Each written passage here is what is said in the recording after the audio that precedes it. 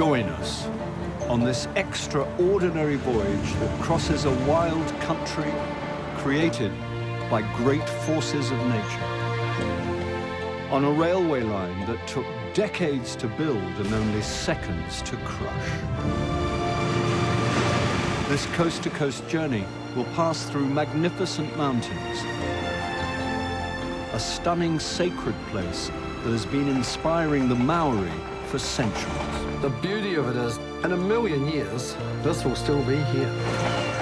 A train line that has had to conquer deep gorges on its way to Christchurch that sits on a deadly fault.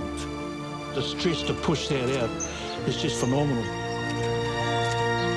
We'll meet the people who live and work along this very special train line. This is no ordinary railway journey. This is one of the most scenic railway journeys in the world, New Zealand.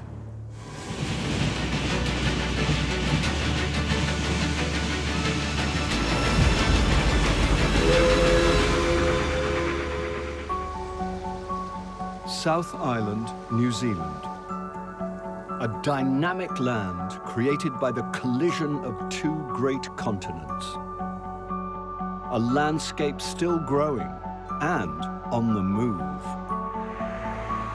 Our journey begins on the west coast at Greymouth, a town with a thriving railway and a station steeped in nostalgia.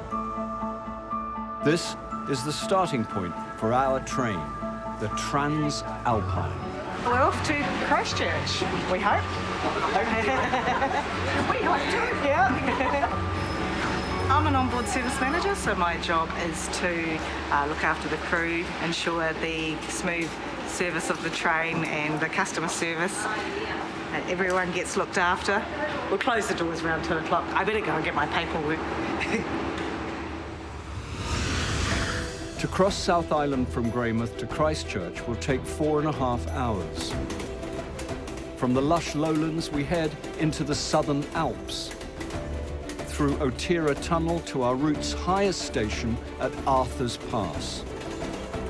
Then we enter an unspoilt wilderness of big rivers before we head to the flat plains of Canterbury. After 139 miles, we'll arrive at our destination and the Pacific Ocean. The train leaves Greymouth carrying up to 400 passengers.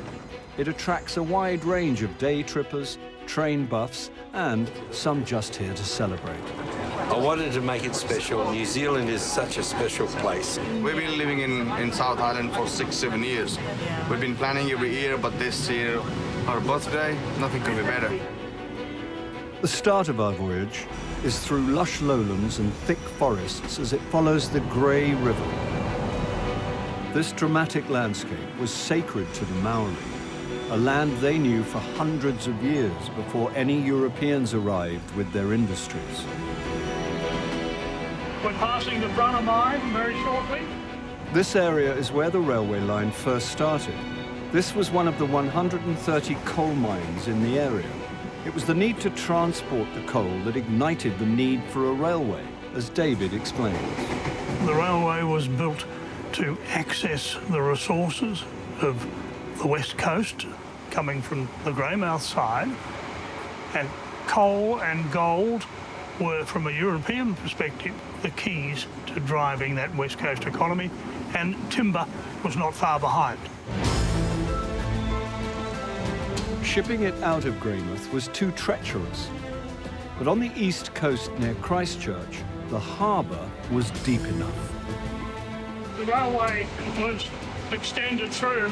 Once it was completed, it became quite possible to take the coal to Littleton, and from Littleton it could be shipped in larger vessels overseas.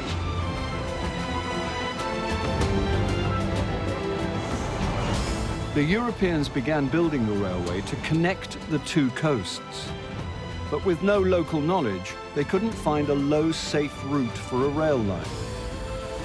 They turned to the Maori people, who knew this land for centuries as they scoured it for the sacred stone, jade. My people, where I come from, we're from the forests so I can relate to all this environment that we're currently going through. It makes you so close and part of the environment.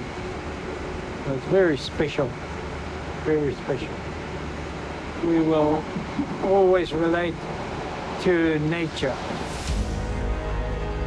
Not only did they understand their natural surroundings, they created paths through the mountains. A lot of the guides were Maori because they knew the land. They were hunting for jade, known in Maori as pounamu. Bevan's ancestors went to great lengths to find it. They did a lot of walking, they didn't have Nikes, they just had harakeke moccasins, flax shoes or bare feet, and hard work, and finding food on the way. All for the stone, all for the stone. The Maori trails run back through the hills that the Transalpine follow, and you can see how rugged it is. And it's pounamu they used to use for their tools and artefacts, because we were Stone Age people, pre-European, of course. So whoever controlled the pounamu was like the king who held the crown, he was the man. Jade is passed down through the generations as it's highly valued for tools, and for the Maori, it carries spiritual meaning. They didn't throw it in the ground and bury it and then forget about it. No, they came back up. Mana is your inner strength and your goals, like your passion, and you don't get given mana, you earn it, and you learn it. This one just glows. You could make a tiki out of it. But that's a good find. It's not one to be sneezed at. Well respected in the community, Bevan is a natural guardian of the stone. This is the workshop. This is where it all happens. Back in the day, and pre-European, it was probably the woman folk that did most of the carving. This is a taniwha, so it's like a water serpent. Say, like the kayakers, they might wear taniwha to protect them because they're in the water, as a protector. The beauty of it is, to me, is it's, in a million years, this will still be here. And so will this. And so will this. And so will everything I've made out of this stone will still be here. It doesn't go rotten. So it's eternal, The Maori had a huge impact on the history of the railway, and they continue to work together.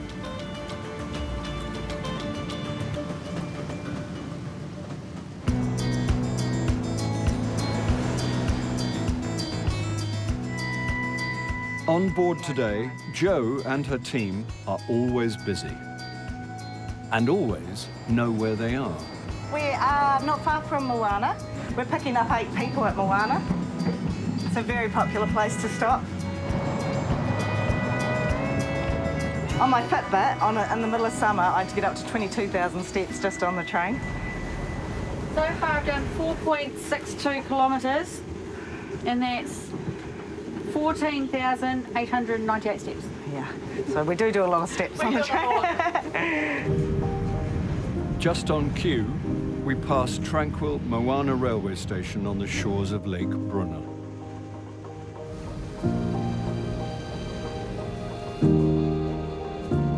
We're currently only traveling at 300 feet above sea level, but this is about to change. The train is about to cross one of the world's biggest and most dynamic features, the Alpine Fault.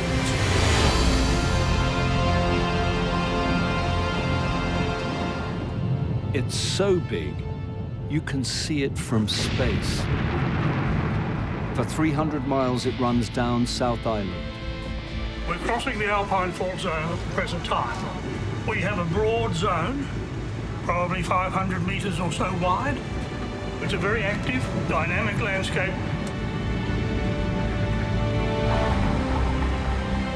In the last 12 million years, the fault has pushed up the Southern Alps by over 12 miles.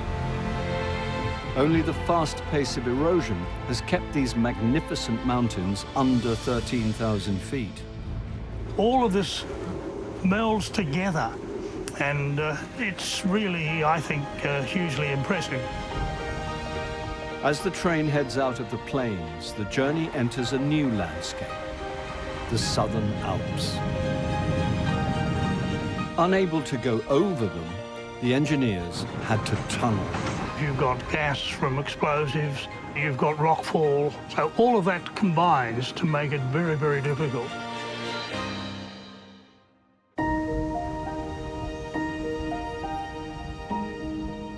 Our train left Greymouth 2 hours ago and now climbs steadily to over 1,200 feet as it enters Otira Valley.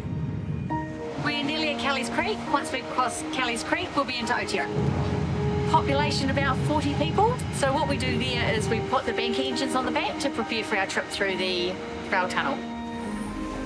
To live here, you have to be hardy. In winter, the sun only penetrates this steep-sided valley for a few hours a day.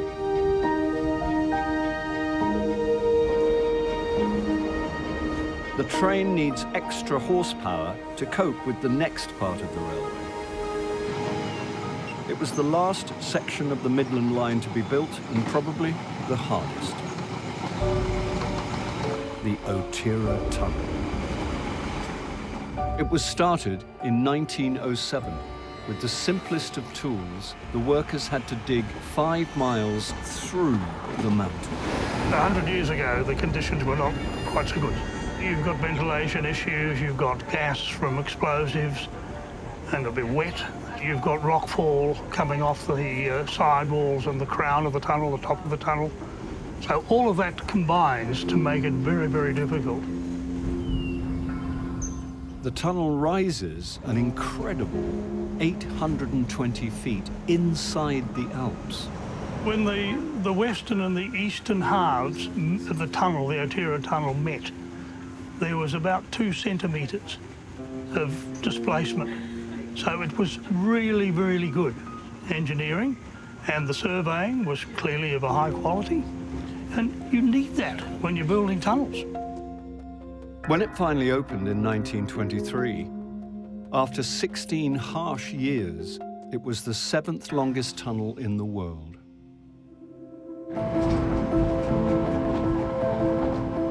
The train is now in Arthur's Pass National Park.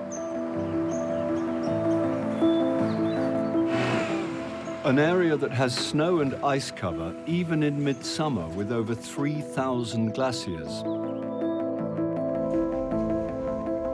And it has the highest railway station on our route. We're at Arthur's Pass, right in the centre of the journey.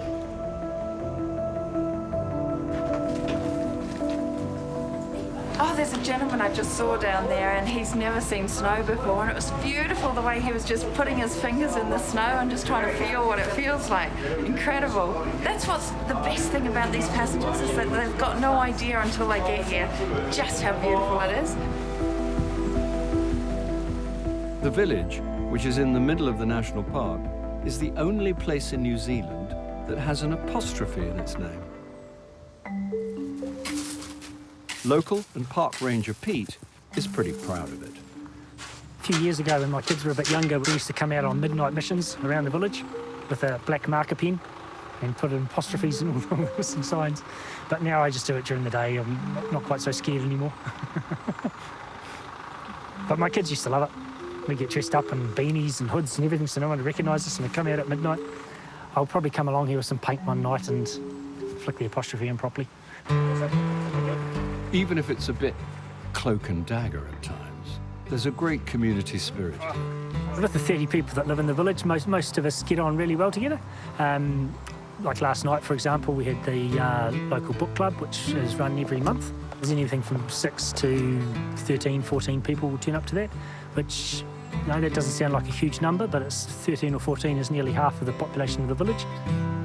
In fact, the community do tend to all pitch in. And here we've got the fire station. Of the 30 locals, 12 of them are on the fire crew, all wearing different hats all the time, as we always do. This is our little post office. So all the post gets delivered there. We've all got our own individual post boxes and a book fridge next to it as well. Oh, look at that, there's quite a few in there. Illustrated London News, there you go. How about that, from May 1978?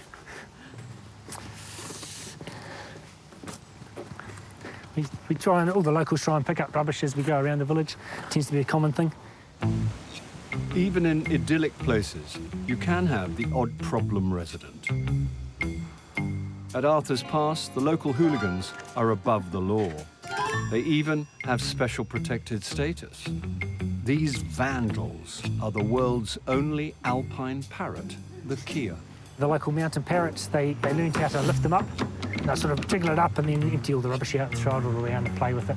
And so with that little bit of a weight on there, it just makes it much harder for them to... What we used to do was put a big rock on the top of each one, but then the kia actually learned how to push the rocks off as well. Rubbish tipping, stealing and rubber ripping have been on the increase. Even though the parrot population has been in rapid decline. The kia have got bands on their legs. The bulk of them are named as well. And there's a really good website now, Kia database, that you can record sightings of them. And in the year or so that that database has been running, there's been 3,500 sightings logged already. So here we go. This one's called Cam, and he's about a 2 or 3 year old male, a cheeky young kia, hanging out in a group of at least 7 other cheeky kia in Arthur's Pass village. I've been here and know you can see that bird's going to take something and they'll take a sandwich out of somebody's hand. Too clever for their own good. They are. Thanks to the efforts of the National Park and their growing fan club, these lovable rogues are no longer endangered. The community wouldn't have it any other way.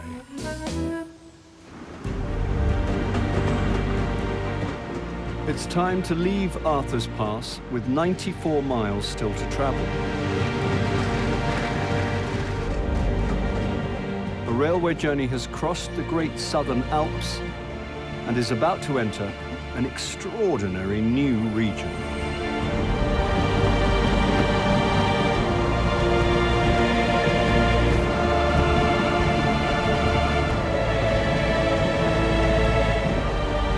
Beely and the Waimakariri River, the river of cold rushing water in Maori.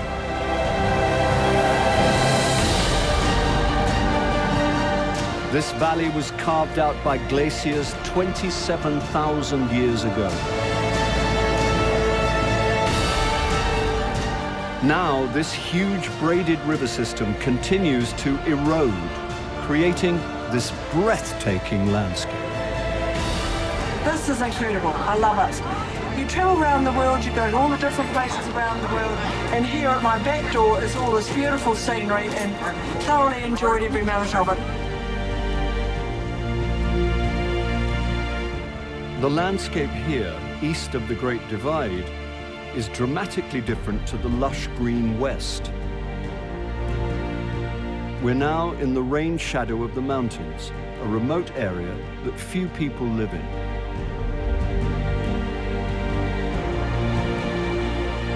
"16 miles southeast of Arthur's Pass is the tiny station of Cass and its one permanent resident, Barry, a retired railway engineer. Well, there we are. We've just come through Cass, and the gentleman we may have just caught standing there was Barry, and he is a legend. Everyone knows Barry.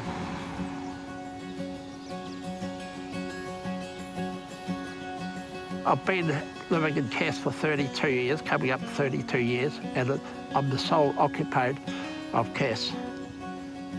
It's a good place to live, especially on a day like today. It's nice and warm and a bit of snow on the hills. I've worked on the railway all my life. The train does provide a lifeline to, like here at Arthur's Pass when the road's closed. There's always somebody in here. There wouldn't be a day go by if there's not a car come into the station, look at the station and come and say good day. Today is no exception.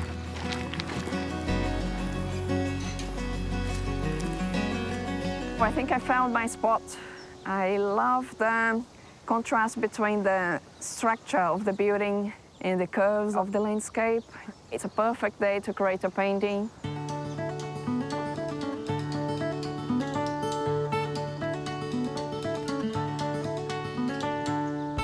This tiny century-old station may look nondescript, just like many modest railway buildings. But this one is iconic in New Zealand culture. It was made famous by their most influential painter, Rita Angus.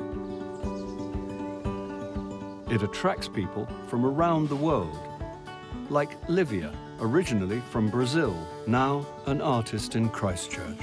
I love the way she used color. It's quite emotional. We can definitely tell how much joy she had painting this year. In May 1936, Rita, a then unknown artist, came to Cass to paint with a couple of friends for 10 days. The picture she painted is now world famous. The vastness of the landscape is the same. It's unchangeable. It's well preserved since then. I like how the figure looks so small against all this vastness of the background. And it shows how isolated the area is. It shows how isolated we are in New Zealand from the rest of the world. Rita's painting caught a moment in time over 80 years ago. But the scenery remains just as inspiring as ever.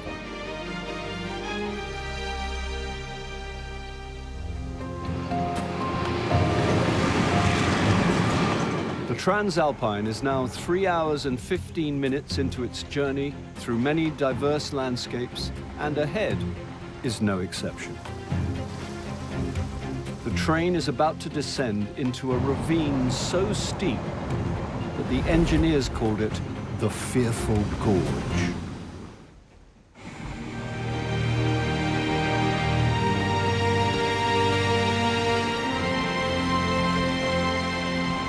Our train continues its great voyage across South Island. After the wide expanse at Cass, it faces another dramatic change. A steep 8-mile gorge. The only way to overcome such challenging terrain was to tunnel 15 times and crisscross the river with 4 giant viaducts.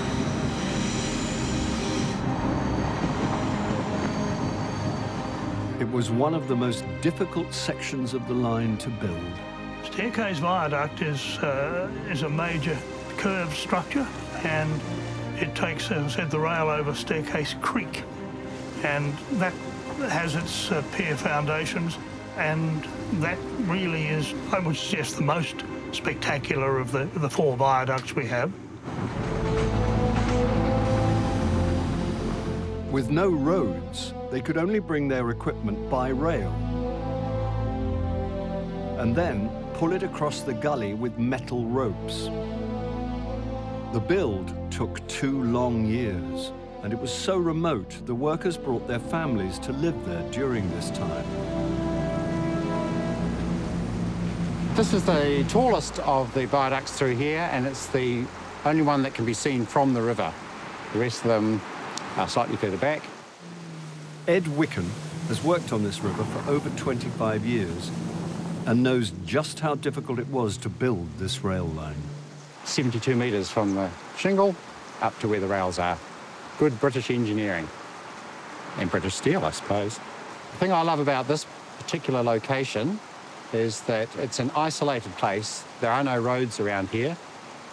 So the only way to see this beautiful piece of New Zealand is by seeing it from the window of the train or experiencing it on the water by coming by jet boat. Since there are no highways, Ed has made his living showing people the gorge by boat. We're going to head up to a beautiful patch where there's a hut called Walker's Hut.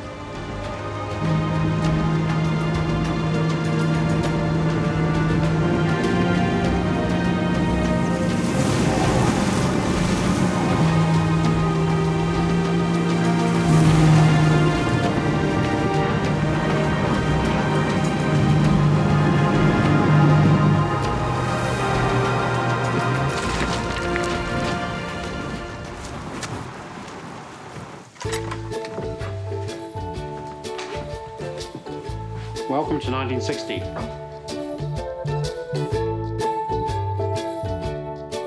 This is a pure piece of Kiwiana. Now these huts are bases for people who enjoy fishing and walking. We maintain it, and it's open for anyone to use at any time, never locked. And people can use it in an emergency if they were kayaking on the river, or if they had a boat that broke down, they could come and stay here. There's even provisions if it was a really desperate emergency. How long do cans of food last? Decades, don't they? These ones do anyway. They've been there since the 70s, I think, but we won't worry about those.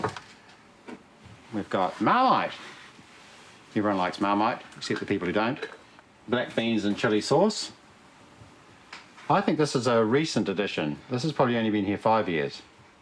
And we have vintage baked beans. But anyway, the thought's there, and it's the thought that counts.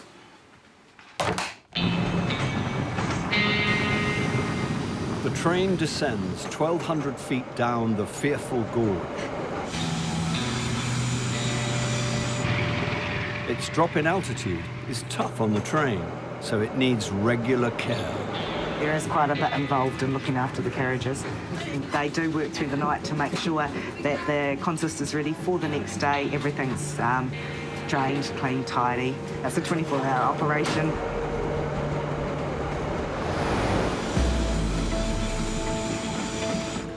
All clear, I-04. At Waltham Yard, team leader Devon guides the train every night to this special siding. Yep, I-04, keep it coming. We have got about 3 length. When I started, I just used to see the trains go past. Oh, yeah, there's a passenger train, but how it's maintained and how it's kept, magic. It takes a team of around 11 people to nightly check and maintain the train. The guy's job is to inspect the train. He will be going from the front of the van, underneath, checking all bogies, all draw gear, all running gear, just to make sure everything's perfect.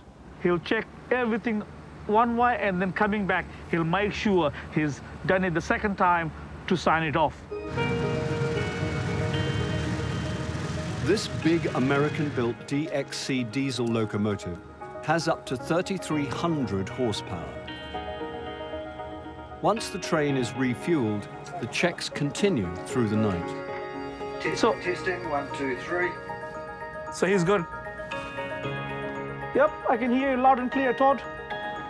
Everybody on the team here plays their part, and then the train becomes safe and ready for morning.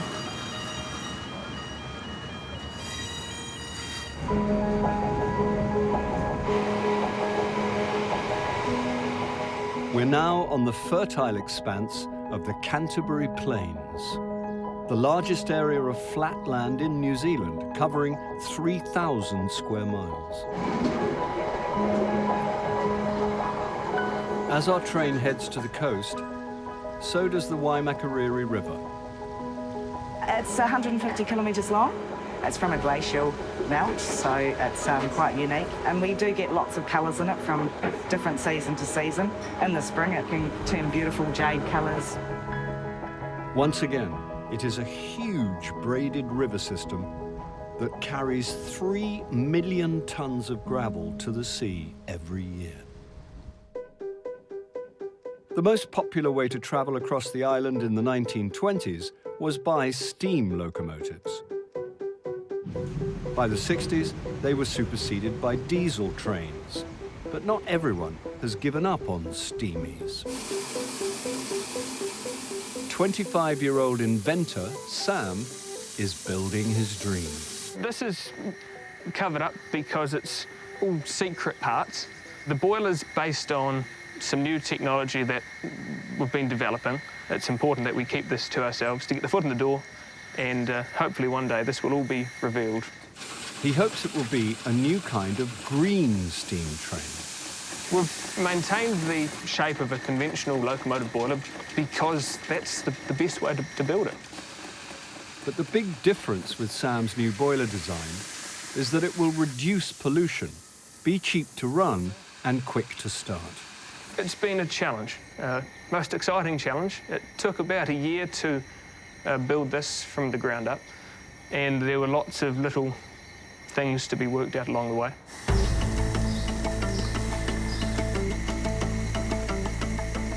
The fireman is firing wood into the firebox to maintain a steady fire, keep the pressure up, and balance that with feeding water into the boiler to maintain a steady output of steam for the driver to use in pulling the train.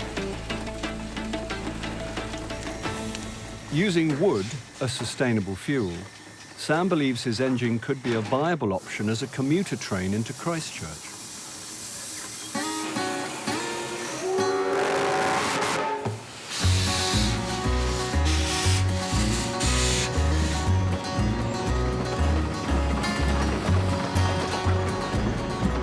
To fully appreciate the power and joy of steam, Sam also works with the Canterbury Steam Preservation Society.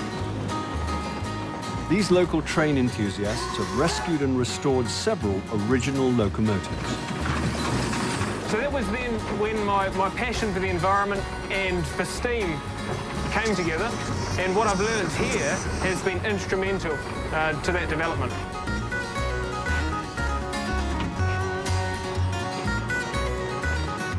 To change the world is a massive task, and it's not so much about what I do, but who I can inspire and the people I can pass these ideas on to in the future. That will be key.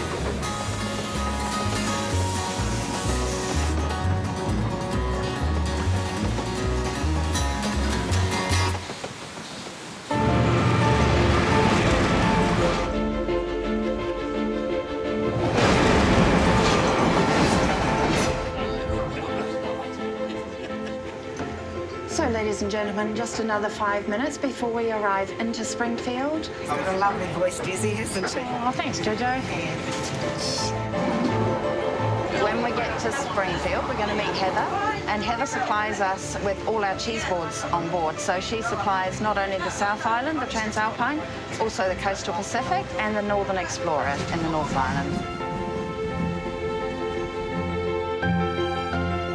In 1880, Springfield's first station was built to coincide with the start of the Midland Line. Now, the place is full of nostalgia rather than passengers, as Heather, the cafe owner, explains. In those days, the commuter trains were going through to the coast, and a sea of people would come in here, and there'd be ladies lined up against a great long bench that ran almost the full length of the cafe. Teapots, coffee pots, everything was at the ready. Cups and saucers, and they'd be practically filled with beverages before the people got off. And there'd be this huge clamour of people just racing in here to get their drinks and their food and to get back on in time. And it was all over, you know, just like that. It might not be brimming with people, but it still plays an important part in the smooth running of the Transalpine. Today we've got a small order for 20 cheese platters to go on the train, which is due in at 5:20.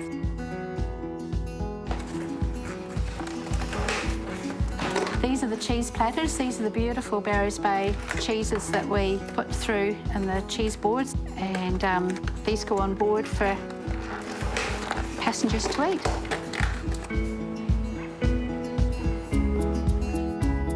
I love trains. I didn't know the first thing about trains till I came here. All of a sudden, all these train people come out of the woodwork.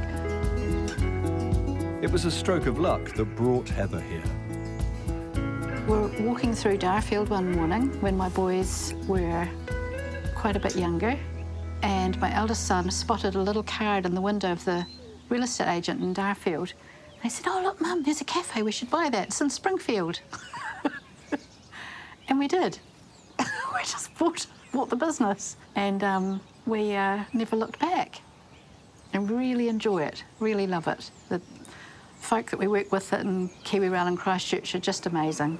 And they've got to know the drivers and all the different staff. It's brilliant. The bells are going, there she comes. Sounds like it's going to stop.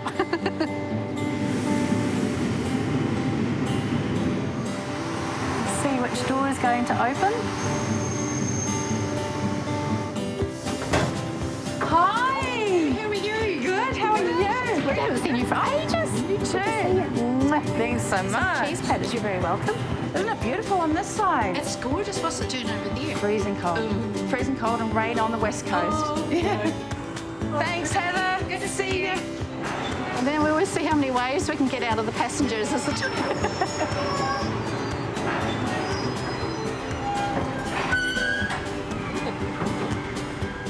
And that's Heather. She's lovely. And here's our cheese boards. We're now only 40 miles from Christchurch, the island's capital, perched by a volcano and the vast Pacific Ocean.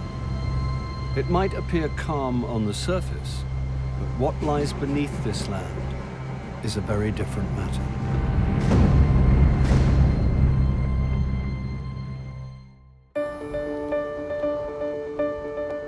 The train is just 45 minutes from Christchurch, and we are about to enter Darfield. Despite the peaceful setting, it is one of the most dynamic places on Earth. We're going to use flour as the Earth's crust. We could trace the path across the Canterbury Plains down into Christchurch. The passengers get off here, and the freight can then also go out of Lyttelton Harbour and out to the rest of the world. Ben, a volcanologist, and his son Noah have a unique way of explaining the hidden dynamics below the railway line. We'll try and get it nice and flat. Nice work. So in New Zealand, the two tectonic plates are sliding past each other. It's that sliding past that causes the mountains to grow. And then this, you can imagine, is just like the Alps. And you can see cracks moving across the Canterbury Plains. I noticed that the land was getting smaller while the mountains were getting bigger. You're right, as the mountains grow, the land is slightly compressed as it folds and bends. As the alpine fault continues to squeeze the island, the cracks even far from the fault forcefully move, causing earthquakes. At 4:35 on the 4th of September 2010, a massive earthquake hit South Island. The magnitude of these shockwaves reached a terrifying 7.1 on the Richter scale, directly along the Transalpine route.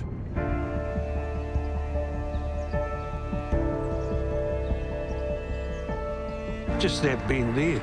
Look at that. Zach was working that day when he came across the track, bent as if it was just rubber. There's a bit of power in that, eh? That's nature there. When I first arrived out there, I just shook my head. First two things, it's our heaviest rail. It was supported by our heaviest type of sleeper. Had good track formation around the side, and it just, you know, to do something like that's just pretty amazing. The local engineer driver, he'd parked his train on the west side. His story was that he'd coming down and he could feel the train bouncing, moving, and he thought he was going to come off, and it was wiggling like that. He was driving when it actually happened. You know, that's a heck of a force in there. The stress to push that out is just phenomenal. And I realised I needed probably 1, 2, 3, 4 pairs of rails. So I'd already arranged for somebody in town to go and pick up our some 50 kg rail for us to bring out. In that photo, you see me, I'm just doing the cuts. It was only 6 months later that another earthquake hit. This time, it was deadly. The field teams were again out in force. I'm pretty chuffed with our track guys because when that happened, everybody got their home life right, and then they knew they had to be back. You know, they just fronted up the next day. I think that's where they glow their brightest, when they've got disasters like this.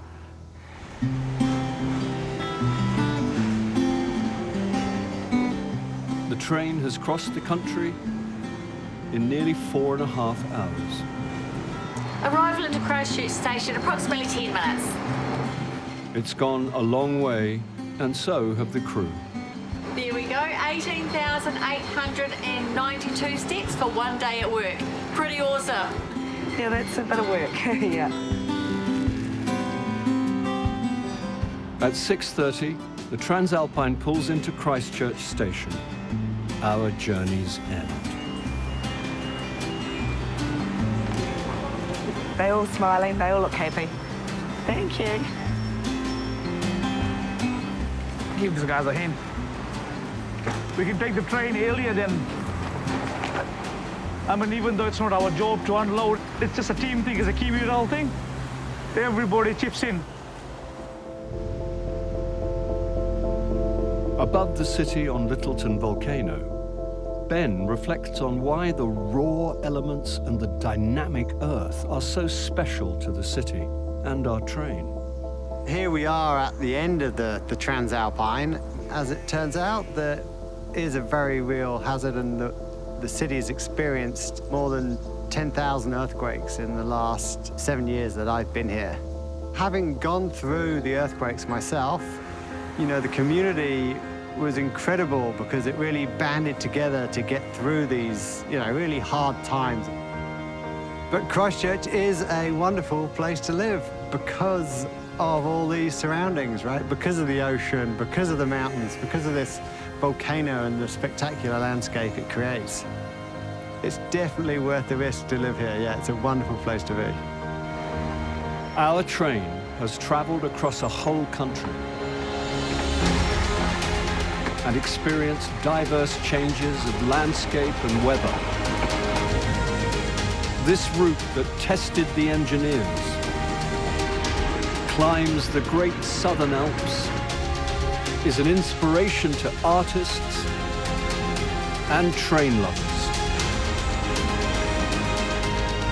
The Transalpine is one of the great train journeys of New Zealand and the world.